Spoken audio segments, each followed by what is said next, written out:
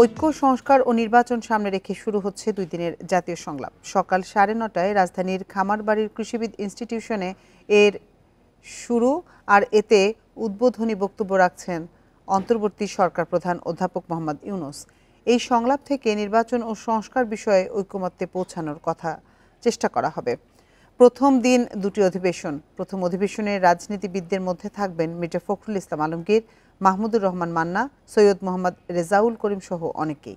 আর উপদেষ্টাদের মধ্যে থাকবেন আদিলুর রহমান খান, শারমিন মুর্শিদ ও মাহফুজ আলম। দ্বিতীয় অধিবেশনে বক্তব্য দেবেন উপদেষ্টা মোহাম্মদ নাহিদ ইসলাম, বৈষম্য বিরোধী ছাত্র আন্দোলনের আহ্বায়ক হাসনাত আবদুল্লাহ সহ অনেকেই। 2 দিনের সংলাপ শেষ হবে শনিবার।